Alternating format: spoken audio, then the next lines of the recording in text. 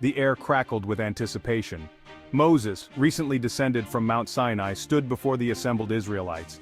His face, still reflecting the glory of God's presence, held a mixture of awe and purpose. He carried with him the blueprints for a unique structure, a portable sanctuary known as the Tabernacle. This wouldn't be just any dwelling, it would be the dwelling place of the Almighty God, right in the midst of his people. Imagine their wonder as Moses began to lay out the task before them, a task that would require their complete devotion and require the talents of every willing heart.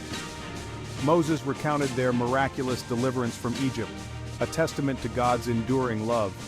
He reminded them of the covenant, the sacred promise that bound them to God.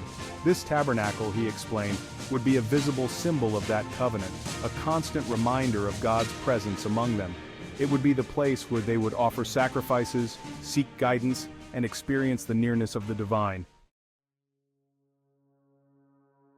Before detailing the materials or the design, Moses introduced a foundational principle: Sabbath observance. For 6 days work may be done, he proclaimed, but the seventh day is to be holy, a day of Sabbath rest to the Lord. This instruction, coming before any mention of gold, silver, or fabric, underscored a profound truth. Relationship with God precedes ritual. It was a clear message. Even in their eagerness to build a dwelling for God, they must never neglect their communion with Him. The Sabbath, a day set apart for rest and reflection, served as a powerful reminder. It reminded them that God, not their work, was the ultimate provider.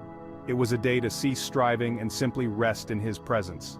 This emphasis on Sabbath observance set the tone for the entire endeavor. It wasn't simply about erecting a physical structure, it was about building a spiritual foundation of obedience and trust. With the Sabbath firmly established as a guiding principle, Moses unveiled the specifics of the project. The tabernacle, he explained, would be a masterpiece of artistry and craftsmanship, requiring a wealth of resources. He then issued a call for offerings, inviting the Israelites to contribute from the blessings God had bestowed upon them.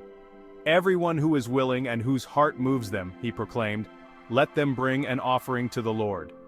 What followed was an overwhelming display of generosity. Men and women alike, their hearts overflowing with gratitude and love for God, streamed forward, eager to participate. Gold jewelry, precious metals, fine linens, and colorful yarns, treasures they had carried out of Egypt, were willingly surrendered.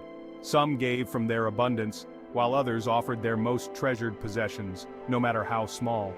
This wasn't a reluctant tithe, it was a joyous outpouring of love. The construction of the tabernacle required more than raw materials, it demanded skilled labor. God, in His infinite wisdom, had endowed certain individuals with exceptional talents. Tell all the skilled workers to whom I have given wisdom in such matters, that they are to come and make everything the Lord has commanded. Artisans, their hands gifted with the ability to shape wood, weave fabric, and work with precious metals, stepped forward.